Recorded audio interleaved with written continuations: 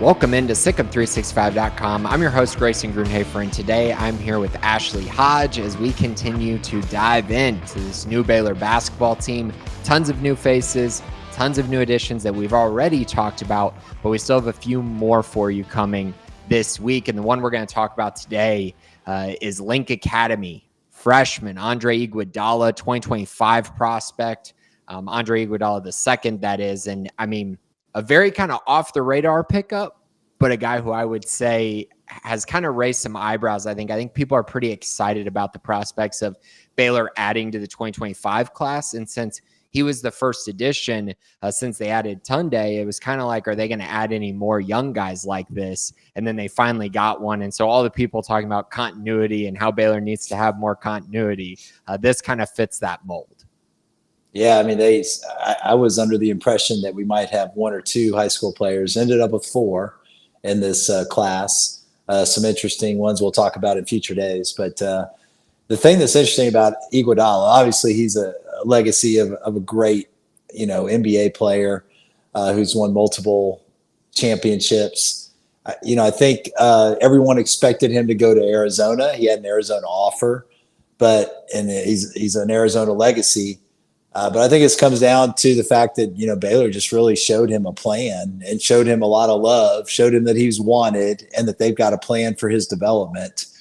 He's a guy that's, I think, going to probably redshirt, get stronger. He's got a lot of upside. He can shoot the three well. Maybe some comparisons to Taurean Prince. He could end up being that type of 3-and-D player. I think that it's interesting what Baylor's doing. They're going after some NBA legacies. Soon after that, Elijah Williams, Monty Williams' son, in the 2026 class came on a visit and seemed to really like Baylor a lot. I think that's intentional. In this world of NIL, sometimes if you come from NBA lineage, you understand that it's a process more than maybe some other kids do, and some handlers that are looking for quick dollars, quick turnaround. Scott Drew does best when he's able to develop guys and really work on, use that redshirt year to get them stronger and have them buy into the culture, the program, the culture of joy. And this is a kid that just really fits that model. And so does Elijah Williams. But I think it's interesting that they're, really targeting some of these former NBA kids. Scott Drew's been around long enough to really have these relationships. And I think there's a lot of trust, that these parents know that this is a program that they can send their kid to and really get the type of, grooming to be a man, but also the basketball excellence as well. So this is an exciting pickup, and I think one that fans are really excited about because of the potential to be a multi-year player. Real quick, Sawyer Robertson has something to remind you about. Stay connected to all things green and gold by following all Sikkim365 social media pages, including YouTube, Twitter, Instagram, and Facebook. It's great to hear you talk about Taurean Prince and Elijah Williams, two San Antonio boys, which is great to hear. Playing against Taurean in high school was not fun at all. But I think, Iguodala is such an interesting prospect because he really didn't have much traction at all until the end of the season. And a lot of it was the 3-point shooting that really came on this year. He shot the ball very well. And I think, he looks like he's going to shoot the ball well at the college level. I think a big thing for him is just his body is kind of the mold of a late bloomer. Right. A kid who his best basketball is ahead of him. And so that's what you're taking the chance on here. So you potentially get to redshirt a guy like this. You get to hope that, maybe he crafts his game and turns into this guy who's, on the Baylor team contributing for 2 or 3 years. I mean, maybe even more than that if you get, if he's, not really productive early on. But I really enjoyed this pickup. I think when you looked into the transfer portal and started seeing some of the options that were left and seeing how much you might have to spend NIL wise on, more transfer guys, it didn't really make a lot of sense because Baylor already had their, core 8-9 kind of locked in. And so now it's just kind of about how do you make sure that in future years, you're not having to have this complete transition of all these new faces to where you can actually develop guys and try to, turn guys into the players you need them to be for your program and develop them the way you want to develop them instead of someone else developing them. I think that's a big deal. And I think that's what I took away the most from this pickup is this is clearly one where Baylor wants to develop this kid into the kind of player they need him to be, the kind of wing that they need him to be, and potentially turn him into an NBA player. Yeah, I mean, you don't want to assume that the stability that Baylor's had as a program overall. Obviously, they've had a lot of assistants get promoted and go on to bigger and better things. Well, bigger, I don't know about better, but I think that having a strength coach like Charlie Melton that's been there a long time, Dave Schneider, the trainer, there's stability in this program. Scott Drew has a proven formula. There's a lot of consistency. It's not as transactional as it has seemed to be in the last few years as we've transitioned to this NIL age. So I think Baylor's trying to figure out, what's our niche? How do we pivot to really make this more, what got us to the national championship, what won us a national championship. And, that was multi-year players, guys that really fit the program well, guys that bought into the culture of joy. And, there's been attempts to do that, but maybe some misses in some areas. And I think they're trying to get back to that. And, I think when everyone sees who this coach is that's going to be named as the replacement for Bill Armstrong, someone that we're expecting is very defensive-minded, one of the top defensive minds in college basketball over the last 20 years. I think that it's going to make sense because, pairing that focus on wingspan, rebounding, defense, the offense has been sensational under Scott Drew. So I have no doubt that that'll continue to be a strength, but you got to get better on the defensive end. You got to get longer. You got to get, more consistent on the rebounding end. And I think those are all things that they're doing, and it's showing in the way they've constructed this roster.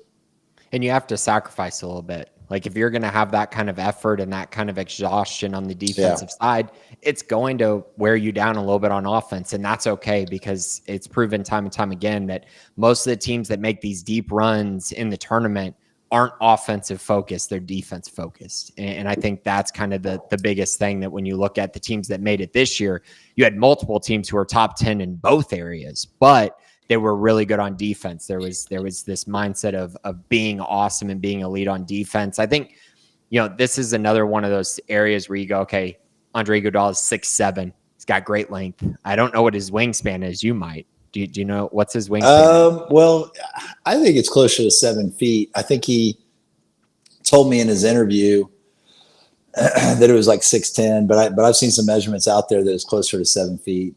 So I'm questioning his own measurements there. I think, let's just say it's 7 foot. Yeah. He said he's 6'8.5", so he's maybe pushing 6'9". Okay. He's hit a growth spurt later on.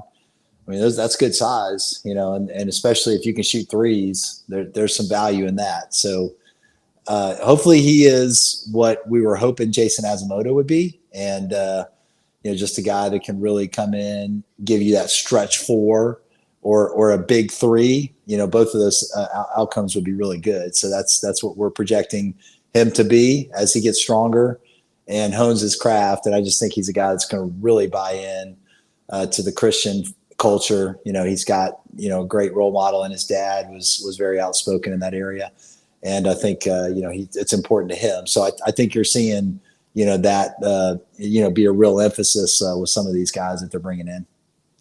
Right. And I would also say, you bring up, kind of just the faith aspect. I think you also saw that with Elijah Williams, who goes to an Episcopal school, and Monty Williams has been pretty outspoken about his faith as well. Right. So I think that's areas where Baylor has had success, and Baylor wants to continue to have success.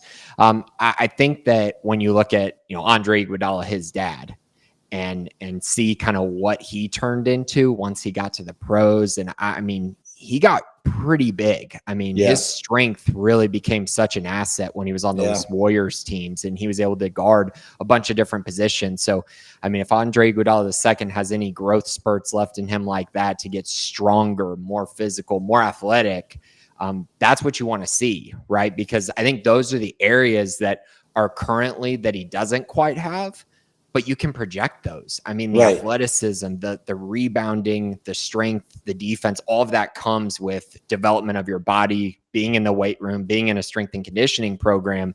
And I think all of that will benefit him a lot. It'll also improve his jump shot, which is also pretty good at the moment, but it'll help that as well. So I was thrilled with this pickup. I expect him to redshirt. I don't expect him to play this year. I think he's going to be a developmental guy, but one that I think Baylor fans will be really, really excited about in the next couple years. Yeah, no doubt.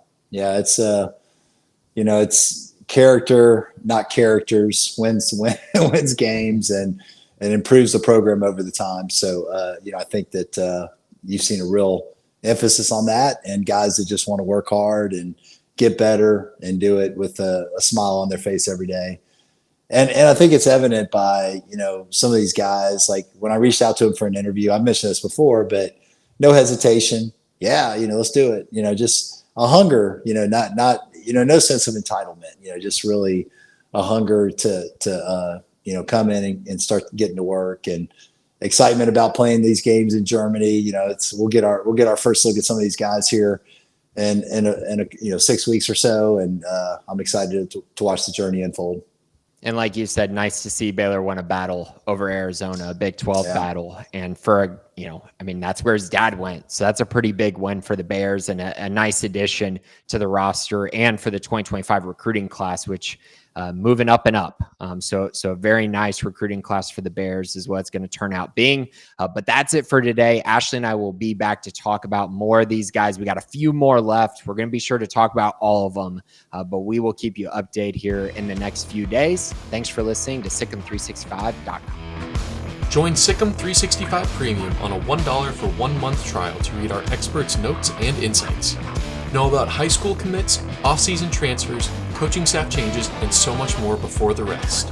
Also, download the Sikkim 365 app on your iPhone today to get instant notifications of breaking news, read up on the latest inside info, easily interact with other Baylor fans on our forums, and get alerts for anything published by your favorite staff members.